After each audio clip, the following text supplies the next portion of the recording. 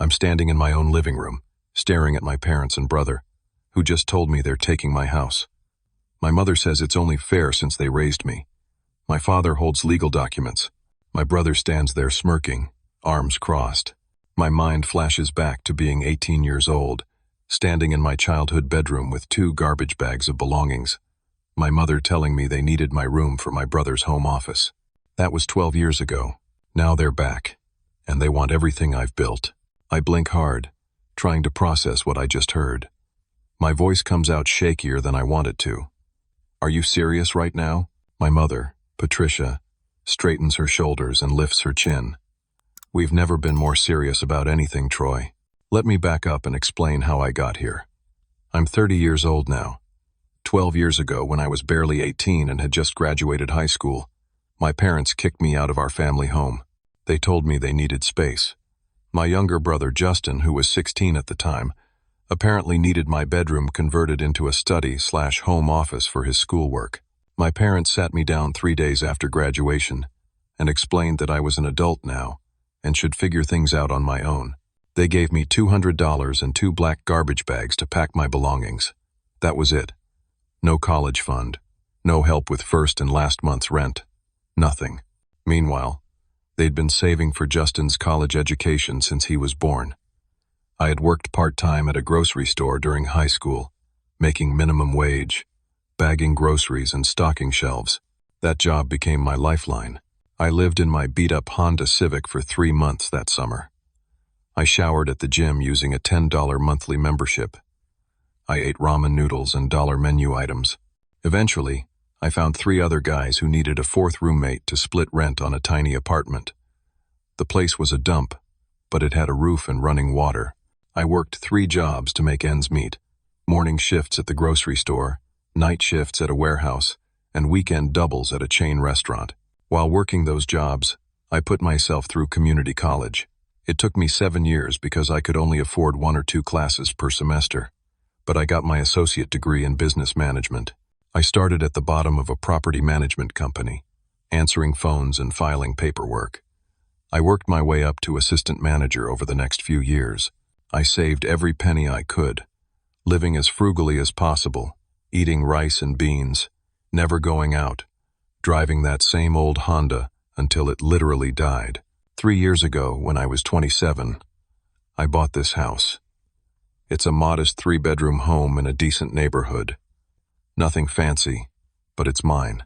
The house cost $220,000. I put down $40,000 that I'd saved over 9 years of brutal work and sacrifice. My monthly mortgage payment is $1,400. It was the proudest moment of my life when I got the keys. The first time I had my own space since being kicked out at 18. Now, standing in my living room, my father Walter clears his throat.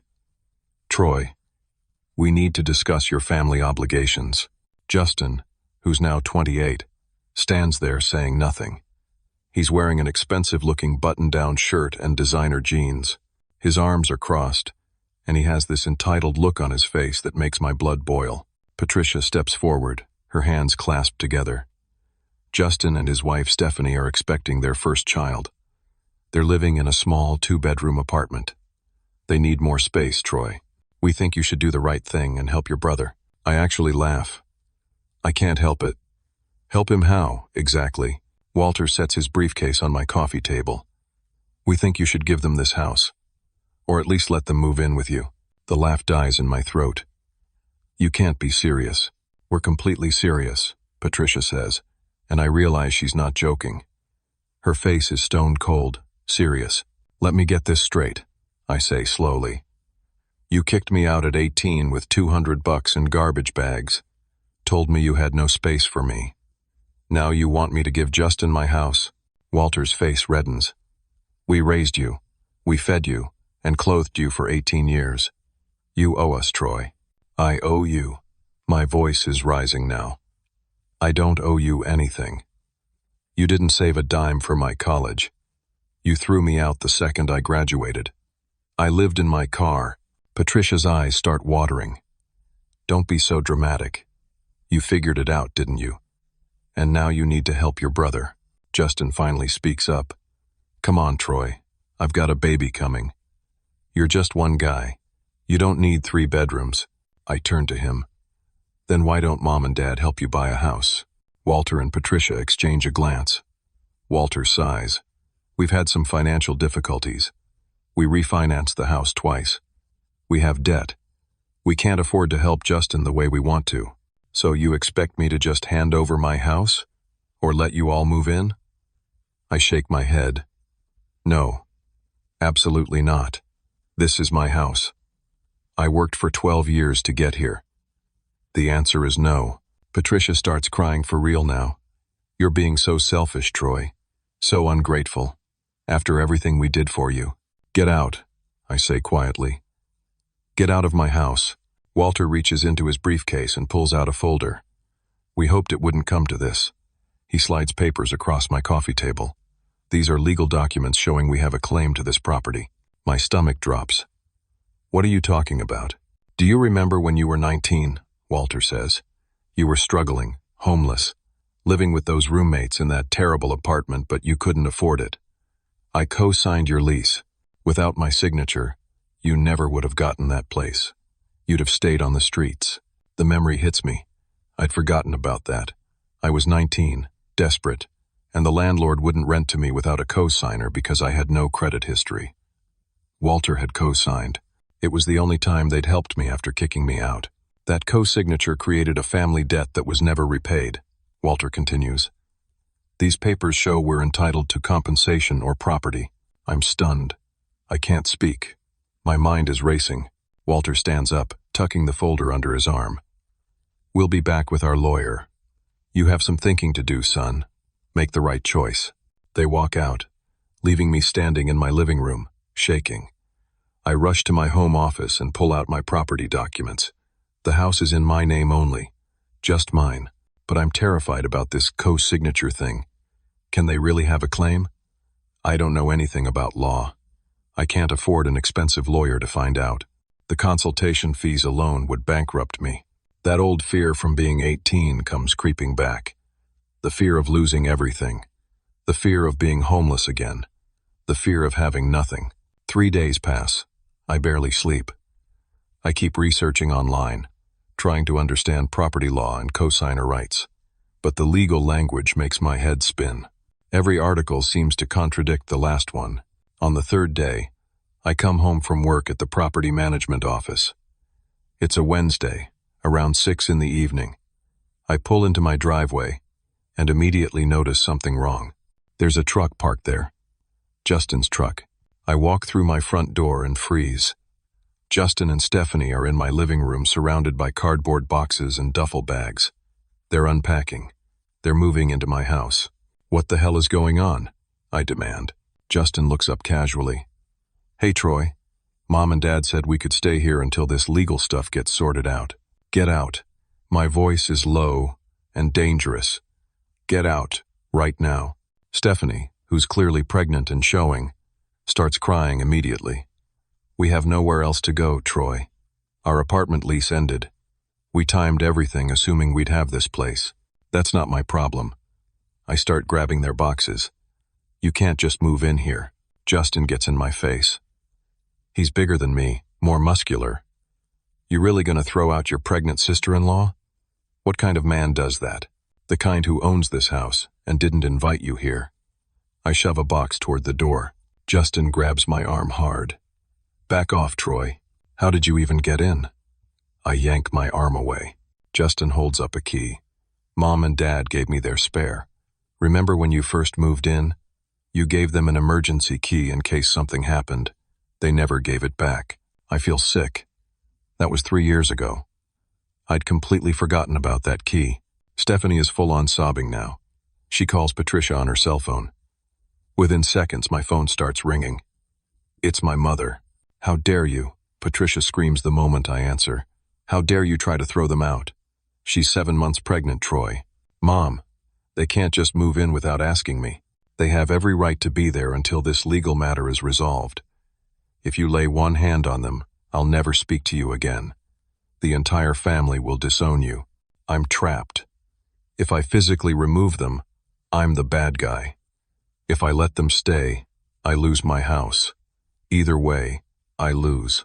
This is my house, I say weakly. For now, Patricia says coldly. Then she hangs up. I spend that night locked in my bedroom. I can hear Justin and Stephanie moving around, settling in. They're laughing, watching TV in my living room, eating food from my refrigerator. The next morning a certified letter arrives. It's from a lawyer named Harrison Caldwell. I sign for it with shaking hands and read it at my kitchen table while Justin makes breakfast using my groceries. The letter is typed on official-looking letterhead. It states that Harrison Caldwell represents Walter and Patricia. It claims they have financial interest in my property due to several factors. The co-signing of my apartment lease 11 years ago, which prevented me from remaining homeless, unspecified family loans over the years, and emotional distress caused by my refusal to help family members in need. The letter demands that I either transfer the property title to Justin within 30 days, pay my parents $60,000 in reimbursement, or allow Justin to live in the property rent-free indefinitely. I have 14 days to respond. $60,000? I have maybe $8,000 in savings. There's no way I can pay that. And I don't remember any family loans. After they kicked me out, they never gave me a cent. I call a free legal aid hotline. After waiting on hold for 40 minutes, a tired-sounding woman tells me they have a 6-month waiting list. I try to find affordable lawyers. The consultation fees alone range from $300 to $500 just to sit down and talk. I can't afford that right now. I spend hours researching online. From what I can find, co-signing a lease doesn't give the co-signer any rights to the tenant's future property. But I'm not a lawyer. What if I'm wrong? What if these family loans are real and I forgot about them? Days pass. It's now day 6 after receiving the letter. I come home from work exhausted. The stress is killing me. I'm not sleeping. I'm barely eating. My job performance is suffering. I walk through my front door and stop dead. My parents are there. They're sitting at my dining room table with Justin and Stephanie, eating dinner. They're using my dishes, eating my food, acting like they live here. What is this? I ask. Walter looks up, wiping his mouth with my napkin.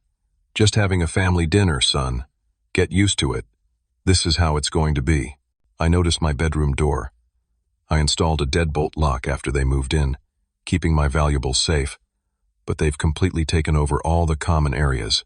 We've been talking to the family, Patricia says, cutting her chicken. Everyone knows what you're doing.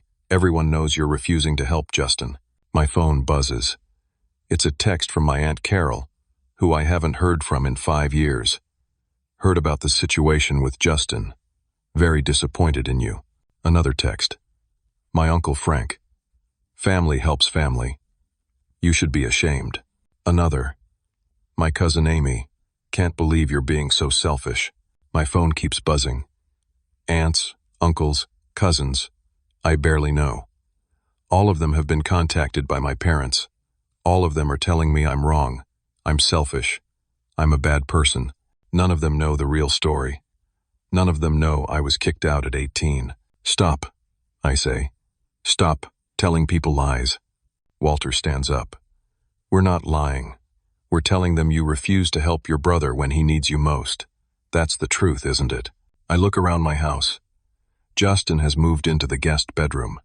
Stephanie has taken over the second bedroom. They're painting the walls pink. They've set up baby furniture, a crib, a changing table, a rocking chair. They're building a nursery in my house. They're not leaving. I can see it now. They have no intention of ever leaving. 2 weeks have passed since Justin and Stephanie moved in. I'm living like a prisoner in my own home. I installed a better deadbolt on my bedroom door. I keep all my important documents, my laptop, and any valuables locked in there. I eat most of my meals in my room or at work. I avoid the common areas as much as possible. Justin and Stephanie have completely taken over my house. They're not paying a single bill. My water bill has doubled.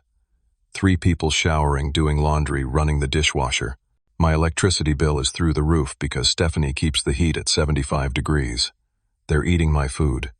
I grocery shop and the next day, half of it is gone. My mortgage payment is due in 5 days. Between the increased utility costs and buying groceries that get eaten by freeloaders, I'm stretched dangerously thin financially. Then my work situation implodes. My boss, Mr. Hartman, calls me into his office on a Tuesday morning.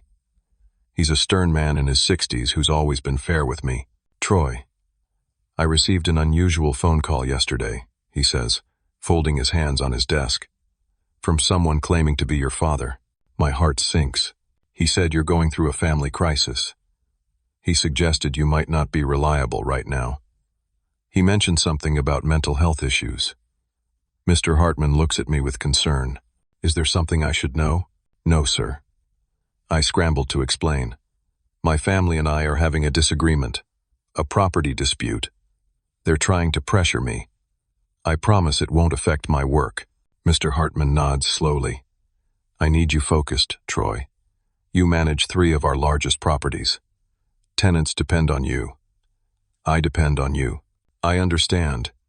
It won't be a problem, but it becomes a problem. Week 3. I'm called to HR. A woman named Brenda from Human Resources sits across from me with a thick file. Troy, we received a complaint about you from a tenant. A woman named Angela Rivera, who lives in the Parkside Apartments complex you manage.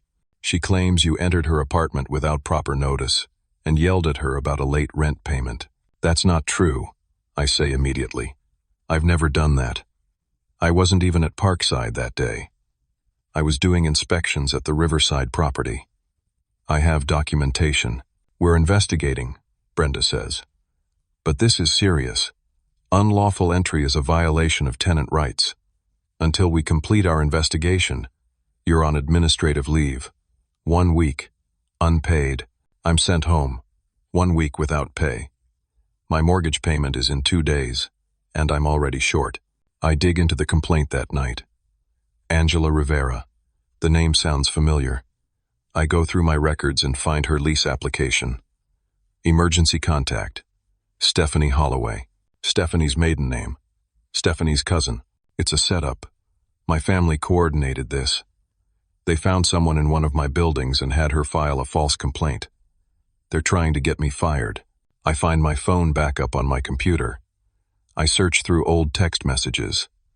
There it is. 3 weeks ago, Stephanie texted someone named Angela. Need your help with something. We'll explain later. They planned this. They deliberately sabotaged my job. I confront Justin that night.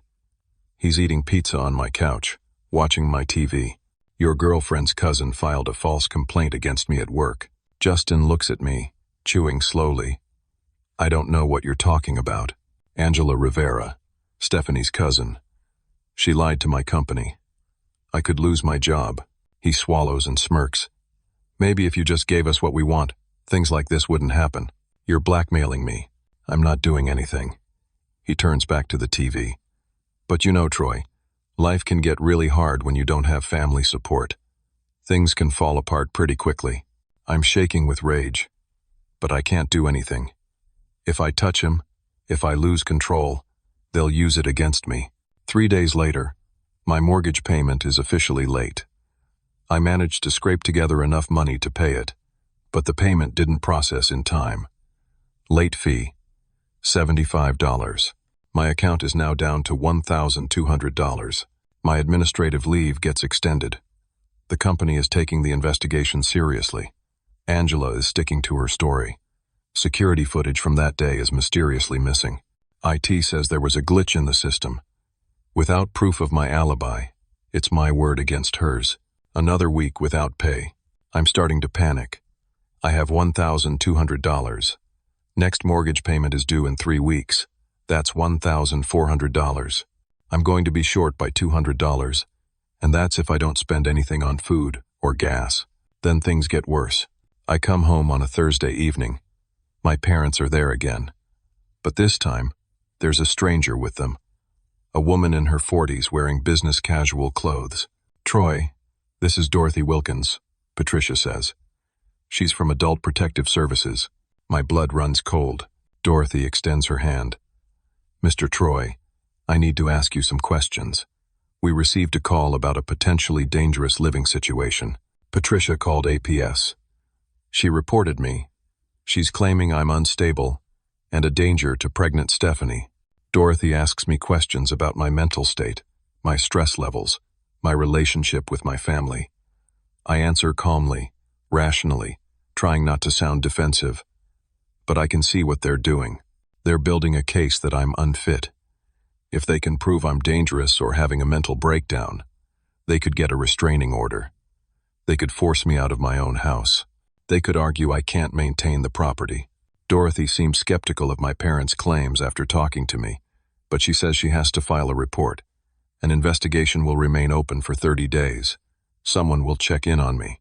After they leave, I sit in my bedroom with my head in my hands. The walls are closing in. They're attacking me from every angle. My job, my finances, my reputation, my mental health. They're systematically destroying my life to get my house. 5 weeks. It's been 5 weeks since this nightmare started. I'm at rock bottom. My administrative leave has been extended another week. The company is being extremely thorough with their investigation. Angela is maintaining her lie. Without the security footage, I can't prove I was elsewhere. They're considering termination. No paycheck in 3 weeks. My mortgage payment is due in 4 days. I have $800 in my bank account. My mortgage is $1,400. I'm $600 short. The mortgage company sends me a notice. Payment is past due. I have a 15-day grace period before they charge a late fee, but if I miss the payment entirely, they can begin foreclosure proceedings after 90 days. I'm desperate. I call old friends, people I haven't talked to in years. Most of them have heard the rumors my family spread. They're distant, cold. Some don't answer. One friend, Derek, comes through. He's a guy I worked with at the warehouse years ago. We stayed in touch. He lends me $300. It's not enough. I'm still $300 short. I look at my credit cards. They're maxed out from living expenses over the past month, trying to cover the increased utility bills and groceries. I consider taking a loan from my 401k retirement account. But the processing time is 2 weeks. Too slow. I'm going to miss my mortgage payment. For the first time since I bought this house, I'm going to default. In my desperation and anger, I decide to investigate Walter's legal claims. If I'm going down, I want to know if any of it was even real. I drive to the county records office downtown. I request any documentation of loans or financial agreements between myself and Walter or Patricia. The clerk searches. There's nothing. No records. No loans. I pull up the lease from 11 years ago when I was 19. The apartment lease Walter co-signed. I read through it carefully. The contract clearly states, co-signer is only liable for rent payments if the tenant defaults. The co-signer has no ownership rights to the tenant's current or future assets. Walter's lawyer's letter was a bluff. A complete bluff. The legal threat was fake. But why? Why were they so confident? I start digging deeper into my parents' financial situation. If they're this desperate for my house, something must have happened to them. I search public records for their property. Their address comes up. I click on the property history. Foreclosure. Final sale date. 3 months ago. I stare at the screen in shock. My parents' house was foreclosed on. The bank took it. They lost everything. That's why Walter and Patricia are so desperate. They're homeless. They have been for 3 months. I piece it together. They've been staying with Justin and Stephanie in their small apartment. That's why Justin needs my house so urgently. It's not just about the baby. The whole family is crammed into a tiny 2-bedroom apartment. They're all broke and desperate. They planned this from the beginning. They waited until their foreclosure was final. Then they targeted me. They figured I'd be an easy mark. The son they kicked out. The one who would feel obligated to help family. I print out the foreclosure documents and drive home. Justin's truck is in the driveway. Good. They're all there. I walk in and throw the papers on the coffee table where they're all sitting. Walter, Patricia, Justin, and Stephanie. Foreclosure, I say. You lost your house 3 months ago. Walter's face goes pale. Everything in that lawyer letter was a lie, wasn't it? The cosigner claim, the family loans, all of it. Walter opens his mouth. closes it. Then he breaks. His shoulders slump. We lost everything, Troy. Bad investments. Too much debt.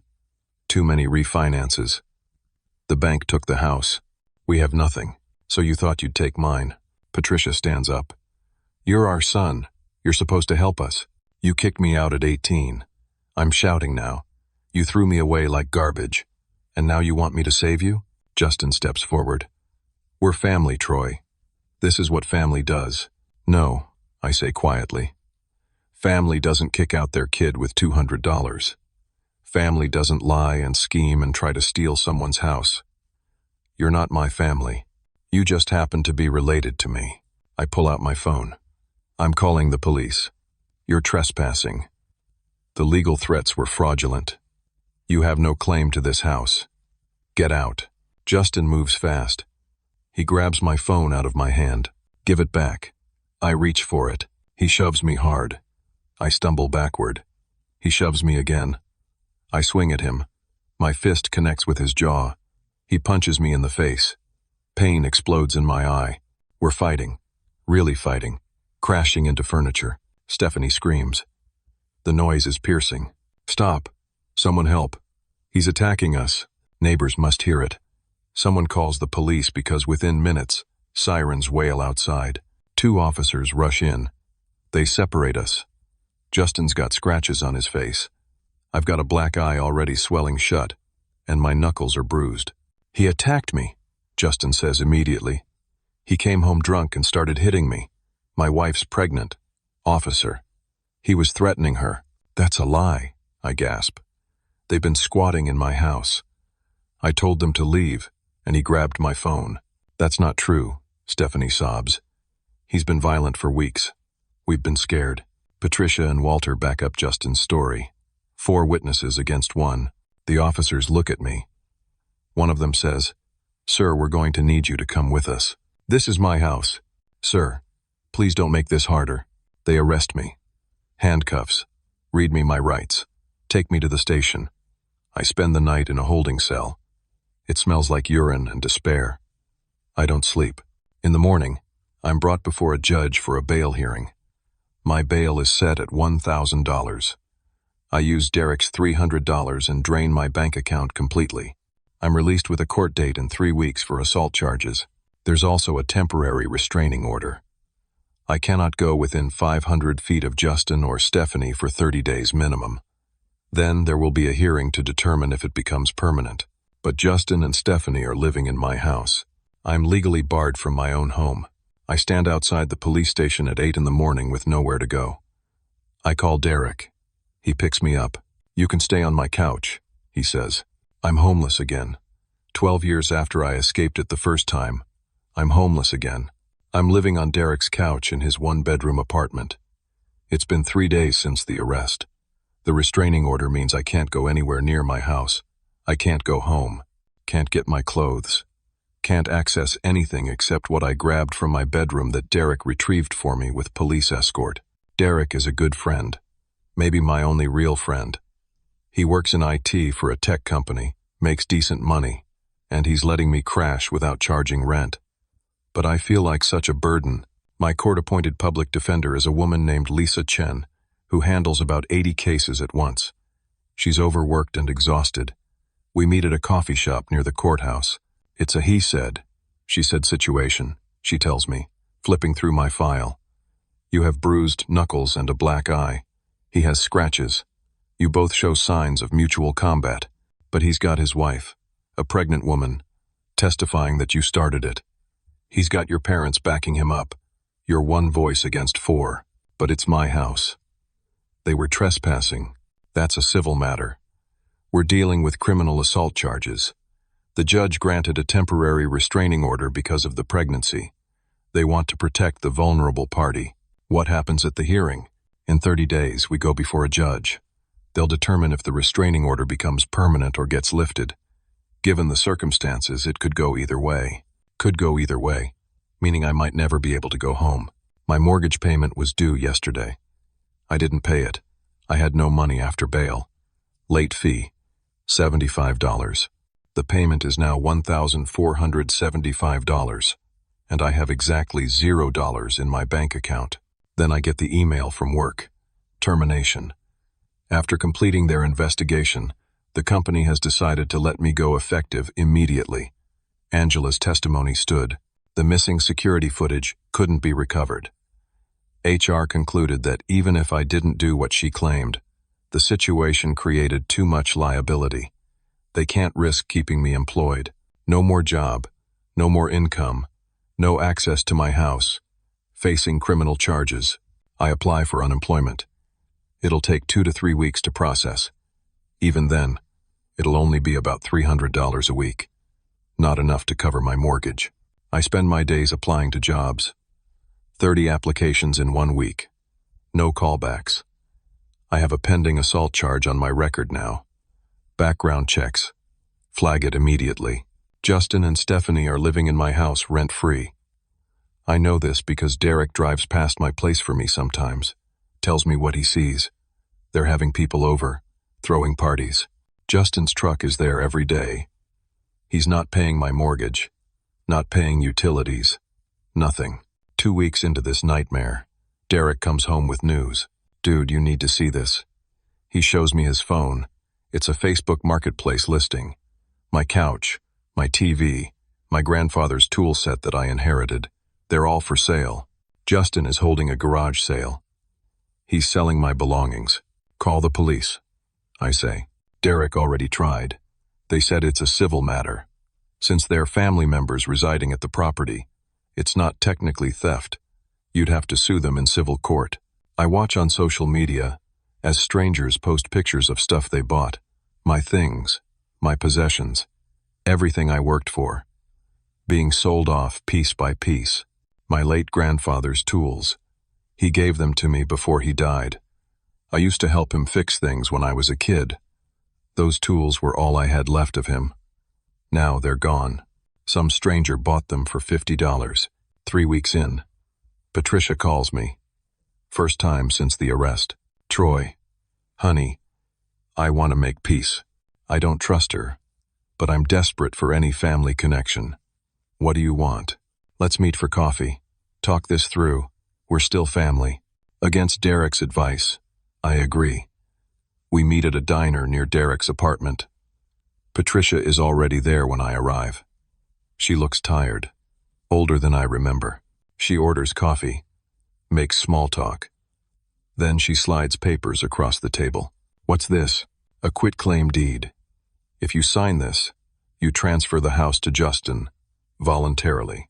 I laugh bitterly. You can't be serious. Listen to me. Patricia leans forward. Justin has hired a real lawyer now, a good one. He used the money from selling your things. They're going to sue you for unlawful eviction attempt, for assault, for emotional distress. This is going to be expensive litigation, Troy. You'll lose everything anyway. Your credit is ruined. You're going to default on the mortgage. The bank will foreclose. You'll owe the difference. Your life is over. So I should just give up? You should be smart. Sign this. We drop the assault charges. You walk away clean. Start over. You did it before when you were 18. You're only 30. You've got time. I stare at the paper. My entire life summed up in a legal document. Everything I built. Everything I sacrificed for. No, I say. Patricia's face hardens. The fake warmth disappears. You're making a mistake. I've made plenty of mistakes. This isn't one of them. She stands up, grabbing her purse. Then she says something I'll never forget. Justin and Stephanie aren't even really married. She's just his girlfriend. The baby might not even be his. We made up the marriage story to seem more sympathetic. She smiles coldly. We specifically targeted you because you were always the weak one. Justin was always smarter, more successful. You were the failure. We had to invest in the winner. That's why we kicked you out at 18. We needed to make room for Justin, give him every advantage. You should be grateful we let you exist at all. Each word is a knife. My own mother, telling me I was never wanted, that I was the family failure, the one they threw away. Patricia drops the deed on the table and walks out. I sit there for a long time, numb, destroyed, hearing my mother tell me I'm worthless, Then something shifts inside me, a spark of anger. Not sadness. Pure, focused anger. I look at the quitclaim deed. Then I rip it into pieces. I call Derek. I need your help. We spend the entire night at his apartment going through every document I have. Bank statements, text messages, emails, lease agreements, property records. We build a timeline. Everything the family has done. Every lie, every manipulation, every fraud. Derek is an IT specialist. He helps me recover deleted emails and texts from my cloud backup. We find proof. Text messages between Justin and Stephanie, planning the false assault claim. Once he throws a punch, we've got him. Justin wrote that 2 days before the fight. We find proof of coordination with Angela. The tenant complaint was planned. They talked about it in texts. Need you to file a complaint against Troy at his work. Say whatever you want. Just make it believable. We find proof that Walter's lawyer letter was fake. I search for Harrison Caldwell with the State Bar Association. No license, no record. Walter made it up. Typed the letter on fake letterhead. Harrison Caldwell is Walter's poker buddy from his old country club. Derek searches Justin's social media. Justin has been posting pictures from my house, calling it his place. Finally got my own house, with pictures of my living room. Pictures of the garage sale with captions about making money from stuff we don't need anymore. Then Derek finds something huge. Justin posted about renting out the spare bedroom, not to a person, to travelers. He's been running an Airbnb out of my house, without my permission, without telling the mortgage company, which is illegal. My mortgage explicitly forbids unauthorized rentals. Justin has made approximately $3,000 from Airbnb guests over the past 3 weeks. I have everything. Proof of fraud. Proof of identity theft attempts. Proof of illegal subletting. Proof of coordination to file false reports. My court hearing for the restraining order is tomorrow. I'm not going to just defend myself. I'm going to take back everything. I'm lying on Derek's couch, staring at the ceiling. It's 2 a.m. Court is in 7 hours. The restraining order hearing that will determine if I ever get to go home again. I can't sleep. My mind is racing through everything that's happened. 8 weeks. 8 weeks since my family walked into my house and my life fell apart. My mortgage is now 45 days past due. I received a foreclosure warning letter yesterday. The bank is starting the process. I have 45 more days before they officially begin foreclosure proceedings. After that, 3 to 6 months before they force a sale of the house at auction. If the auction price doesn't cover what I owe, I'll still be responsible for the difference. Plus, my credit will be ruined for 7 years. I've applied to 70 jobs in the past month. Not one callback. The pending assault charge shows up on every background check. Companies see it and move on to the next candidate. Derek drives past my house yesterday for me. Justin was hosting another garage sale. More of my belongings. My furniture, my electronics, my books, everything. All being sold to strangers for cash. I filed a police report about the theft. The officer barely looked up from his paperwork. It's a civil matter, sir. You'll need to sue them. Sue them. With what money? With what lawyer? My public defender, Lisa, is doing her best, but she's juggling so many cases. We spoke on the phone yesterday. I'll be honest with you, Troy. It's 50-50. The judge could go either way on this restraining order. You have no priors, which helps. But they have a pregnant woman and concerned family members. Judges err on the side of caution in domestic situations. 50-50. A coin flip, determining if I lose my house forever. I think about my mother's words at the diner. You were always the weak one, the failure. Part of me wants to believe she was just being cruel, trying to hurt me, but another part wonders if she was telling the truth, if that's really how they've always seen me. The sun comes up. Derek makes coffee. You ready? He asks. No. But let's go. We arrive at the courthouse at 8:30. The hearing is at 9. I'm wearing the one suit I own, wrinkled from being stuffed in a garbage bag. Lisa meets me outside the courtroom. Remember, stay calm. Answer questions directly. Don't get emotional. The judge's name is Sandra Martinez. She's fair but no nonsense. Justin arrives with his lawyer. A man in an expensive suit carrying a leather briefcase. This is the lawyer Justin paid for with money from selling my belongings. Justin sees me and smirks. We enter the courtroom. Judge Martinez is a woman in her 50s with gray hair and sharp eyes. She reviews the file while we take our seats. This is a hearing to determine whether to lift or extend the temporary restraining order issued 3 weeks ago. Mr. Justin, your attorney may present. Justin's lawyer stands. His name is Gordon Pierce. He's polished and confident. Your Honor, my client Justin and his pregnant partner Stephanie have been living in fear. The defendant, Troy, has a history of violent behavior and instability. He attacked my client without provocation, causing physical harm. My client's partner is 7 months pregnant and terrified to be in the same space as the defendant. We request the restraining order be made permanent and expanded to include a 500-foot radius around their residence. Their residence. My house. He called it their residence. Lisa stands to respond, but she's clearly outmatched. Your Honor, my client maintains his innocence. This was a mutual altercation that occurred during a property dispute. Mr. Troy has no prior criminal record. The incident was isolated and occurred under extreme stress. It's weak. I can see Judge Martinez isn't impressed. Stephanie testifies. She cries on the stand, talks about being afraid for her baby, about how I've always been unstable and aggressive. She's convincing. She's lying through her teeth, but she's convincing. Justin testifies. Says I've always had anger issues. Says I attacked him because I'm jealous of his success. Says he's worried what I might do next. Patricia testifies. Says she's concerned about my mental health, that I've been spiraling since losing my job, that she fears for everyone's safety. I watch my family lie under oath. They're all coordinated. Their stories match. And it's working. Judge Martinez is writing notes. Her expression serious. Then it's my turn. Lisa asks me basic questions. I answer calmly, explain the situation, but I sound defensive, bitter. The judge looks skeptical. Then Justin's lawyer cross-examines me.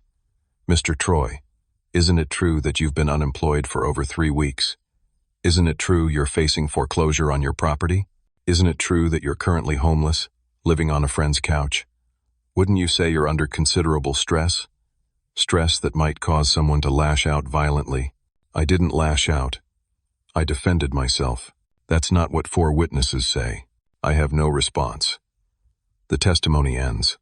The judge reviews her notes. I'm prepared to rule, Judge Martinez says. Based on the testimony presented, particularly from the pregnant witness, I'm inclined to extend the restraining order for an additional 60 days and, Your Honor, I interrupt. May I speak? Judge Martinez frowns. Mr. Troy, your attorney has already presented your case. Please. I have evidence. New evidence that changes everything. Lisa looks at me, confused. Gordon Pierce objects. Your Honor, this is highly irregular. All evidence should have been submitted prior to. Let me see what he has, Judge Martinez says. Approach the bench. My hands shake as I pull out the folder. Everything Derek and I compiled. I hand it to the judge. These are text messages between Justin and Stephanie planning a false assault claim against me. They coordinated the attack to make it look like I started it. This is proof they filed a fraudulent tenant complaint to get me fired from my job. This is proof they're running an illegal Airbnb operation out of my house without my knowledge or permission, which violates my mortgage agreement. These are public records, showing my parents' house was foreclosed on 3 months ago, proving they're homeless and trying to take my property through fraud. This is documentation showing the lawyer letter, threatening legal action, was fake. The lawyer doesn't exist. It's all a coordinated scheme. Judge Martinez reads through the documents. Her expression changes. She looks up at Justin's table. Mr. Pierce, were you aware your client has been operating an unauthorized rental business out of the property in question? Pierce looks confused. Your Honor, I have no knowledge of. Your Honor, I can explain. Justin starts. I didn't ask you to speak. Judge Martinez snaps. This Airbnb listing is still active. I can see it right here. It shows the exact address of the property. Your property, Mr. Troy? Yes, Your Honor. I never authorized any rental activity. The judge turns to her computer, types something, pulls up the Airbnb listing. There's Justin's profile picture, reviews from guests, great host, clean room, very accommodating. Justin is renting out my house to strangers, making money off my property. Judge Martinez's face darkens. Mr. Justin, did you just commit perjury in my courtroom? No, Your Honor, You testified that you feared for your safety, that you were simply trying to live peacefully in your residence. You said nothing about running a commercial rental operation. You lied under oath. Gordon Pierce is frantically whispering to Justin. Stephanie looks panicked. Judge Martinez reviews more of the documents. The text messages planning the assault, the coordination with the fake tenant complaint. Bailiff, verify this address, Judge Martinez orders. The bailiff checks. Confirms the Airbnb listing matches my property address. Confirms there's a guest currently checked in, right now. Someone is staying in my house as an Airbnb guest. Judge Martinez looks at Walter and Patricia. And you two. You testified about being concerned for your son's welfare. But according to these public records, you lost your home to foreclosure. You've been homeless for months. This entire situation seems to be about property acquisition, not family safety. Walter tries to respond, but the judge holds up her hand. Enough. I don't appreciate being lied to in my courtroom. She looks at me. Mr. Troy, the restraining order is lifted immediately. The assault charges are being referred to the district attorney with a recommendation to investigate fraud and filing a false police report. Bailiff, I want you to accompany Mr. Troy to his property right now and remove any occupants. Mr. Justin, Miss Stephanie, and anyone else residing there has 24 hours to vacate. I'm also issuing an emergency protective order against Mr. Justin. He is not to come within 500 feet of Mr. Troy or the property. Justin stands up. Your Honor, you can't. Sit down, Judge Martinez said coldly. I'm not finished. Mr. Troy, I'm referring this case to the district attorney's office for review of potential criminal charges including fraud, identity theft, filing false reports, and unauthorized use of property. The evidence you've presented is compelling. She looks at Gordon Pierce. Mr. Pierce, I suggest you withdraw from representation of your client. This case just became a liability. Your Honor, I say quietly, may I press charges? Judge Martinez looks at me. The DA will review the case. But yes, Mr. Troy, if you wish to pursue criminal charges against any or all of these individuals, you have that right based on what I've seen here today. I look at my family, my mother who called me worthless, my father who kicked me out, my brother who tried to steal everything. Yes, Your Honor, all of them. I want to press charges against all of them. The courtroom is silent. Patricia starts crying. Real crying this time, not fake tears. Proceedings concluded. Judge Martinez says, Bailiff, escort Mr. Troy to his property. The bailiff, a stern-looking man named Officer Rodriguez, drives me to my house. Derek follows in his car. It's 11 in the morning on a Thursday. The day I thought I'd lose everything turned into the day I got it all back. We pull up to my house. Justin's truck is in the driveway, along with another car I don't recognize. Officer Rodriguez knocks on the door. Justin answers, face pale. You have 24 hours to vacate per court order, Officer Rodriguez says, handing him papers. Mr. Troy is being allowed access to his property effective immediately. This is bull, Justin mutters. But he steps aside. I walk into my house. It's trashed. Walls are damaged. There are holes in the drywall. Carpet stains everywhere. The kitchen is filthy. The bathroom looks like it hasn't been cleaned in weeks. My furniture is gone. Most of my belongings are missing. In the spare bedroom, there's a couple I've never seen before. Airbnb, guests. They look confused and scared. You need to leave, Officer Rodriguez tells them. This is not a legal rental. They scramble to pack. Apparently they paid Justin $200 for 3 nights. Stephanie is packing boxes, crying. We have nowhere to go. That's not my problem, I say. It sounds cold, but I don't care anymore. Justin gets in my face one more time. This isn't over, Troy. Yes, I say calmly. It is. Officer Rodriguez steps between us. Sir, I suggest you continue packing. It takes them 6 hours to move all their stuff out. I watch from my front porch with Derek. They load boxes into Justin's truck, trip after trip. Finally, as the sun is setting, they drive away. I'm alone in my house. My destroyed, empty house. But it's mine again. The next morning, I get a call from the district attorney's office. A prosecutor named Rachel wants to meet with me. I go downtown with all my evidence. Rachel reviews everything. This is significant, she says. Multiple felonies, fraud, false police reports, identity theft attempts, unauthorized use of property. We're going to pursue charges against all of them, Walter, Patricia, and Justin. Stephanie too, though she may get a lesser charge due to the pregnancy. But yes, all of them. Over the next few weeks, the legal process unfolds. Walter, Patricia, and Justin are all arrested and charged. The evidence is overwhelming. The text messages, the fake lawyer letter, the Airbnb scheme, everything. They hire lawyers, real lawyers this time. The lawyers look at the case and recommend they plead guilty to reduced charges to avoid trial. 6 months after this nightmare began, they all plead guilty in court. Walter and Patricia plead to fraud and making false statements. Justin pleads to fraud, false police report, and unauthorized commercial use of property. Stephanie pleads to conspiracy and making false statements. They avoid prison time but get probation, heavy fines, and community service. They all have criminal records now. Walter gets 3 years probation. Patricia gets 3 years probation.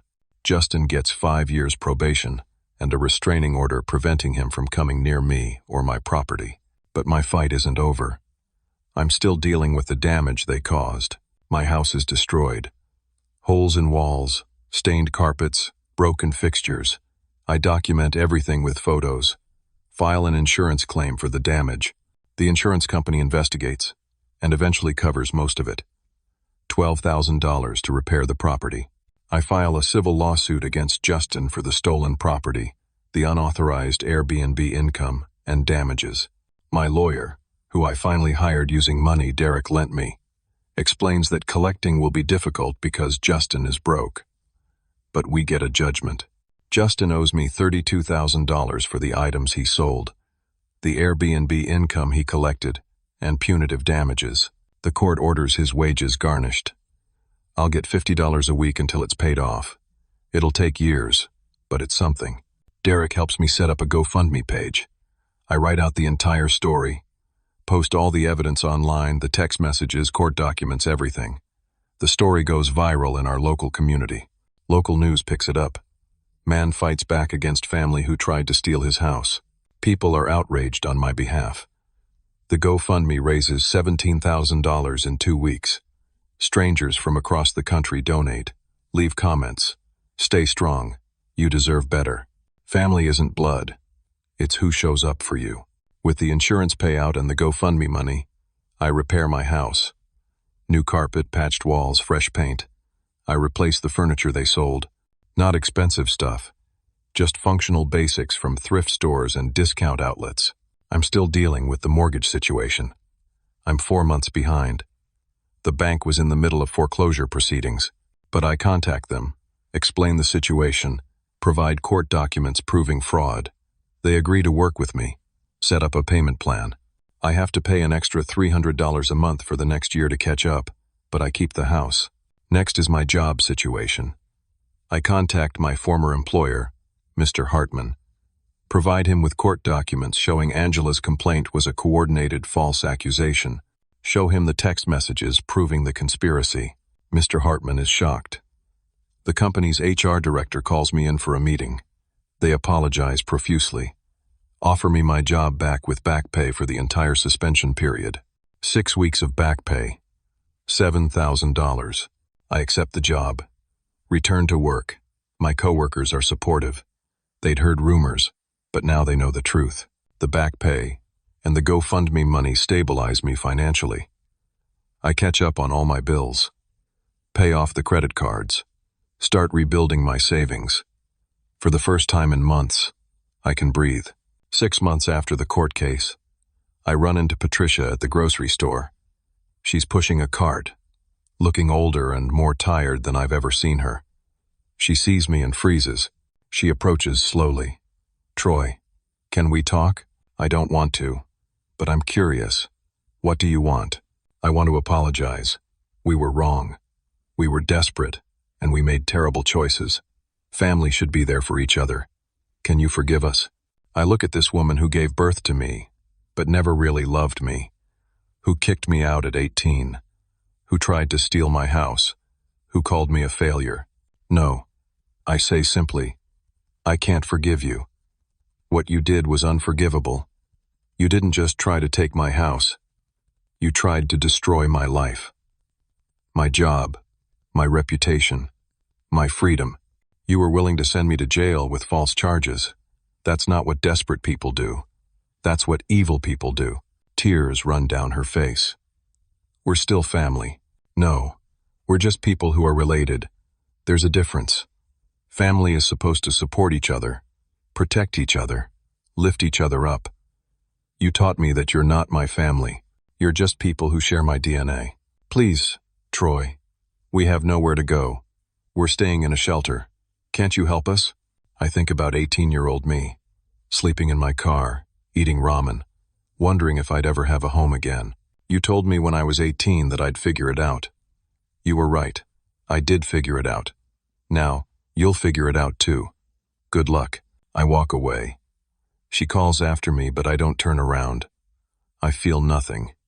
No satisfaction. No vindication. Just peace. 1 year after this nightmare began, I'm sitting in my living room. The same living room where my parents first told me they were taking my house.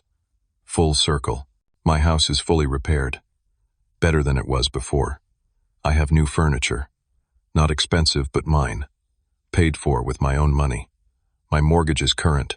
My savings account is growing. I got promoted at work to senior property manager. My salary increased from $45,000 to $70,000 a year. Derek is here having dinner. He's become like a brother to me. Real family. The kind that shows up when you need them. "You know what's crazy?" I say, eating pizza on my new couch. I spent 12 years trying to prove to them that I was worthy, that I wasn't the failure they thought I was, trying to earn their love. And, Derek asks, I was chasing something that was never there. They never loved me. And that's okay. I don't need them to. I built this life myself. This house, this job, this peace. I did this, not them. My phone buzzes. It's a LinkedIn notification. A job offer from a larger property management firm. Senior manager position. $85,000 salary. Better benefits. Room to grow. I stare at the message. A year ago, I had nothing. I was sleeping on Derek's couch, facing criminal charges, about to lose everything. Now I have options. Opportunities. A future. I accept the job offer. Derek raises his soda can. To new beginnings. To family, I say. The kind you choose. We clink cans. I look around my house. My sanctuary. My achievement. The proof that I survived. That I thrived. People always say blood is thicker than water. But the full quote is, the blood of the covenant is thicker than the water of the womb. The relationships you choose, the people who stand by you, matter more than the people you're born to. My parents kicked me out because there was no space for me. They were right. There was no space for me in their hearts. There never had been. Justin was always the golden child. I was always the expendable one. But you know what? Being expendable forced me to become independent. Being rejected forced me to become strong. Being abandoned forced me to build my own family, my own life, my own worth. Sometimes the people who hurt you the most end up being your greatest teachers. My family taught me I didn't need them. They taught me I was capable of surviving anything. They taught me that love and loyalty aren't automatic just because you share DNA. When people try to take what you've earned, remember this. They can only take it if you let them. Stand your ground. Fight for what's yours. Don't let anyone convince you that you owe them your life, your success, your peace, just because of blood relation. I learned that real strength isn't about never falling down. It's about getting back up every single time. I fell hard. I hit rock bottom. But I got back up, and I won. My family wanted my house. They wanted to take everything I'd built. But what they didn't understand was that the house wasn't the real achievement. The real achievement was me, who I became, the strength I developed, the life I built from nothing. They can never take that from me. I'm sitting here in my house, eating pizza with my best friend, with a new job offer that will change my life, with savings in the bank and a future ahead of me. This is what victory looks like. Not revenge, not seeing them suffer, just living well, living free, living without needing their approval. The best revenge isn't revenge at all. It's building a life so good that you don't need validation from the people who hurt you. It's finding peace in knowing that you did it yourself. You survived. You thrived. You won. And I did. I want to ask you something. Have you ever had to cut ties with toxic family members? Have you ever had to choose between keeping the peace and protecting yourself?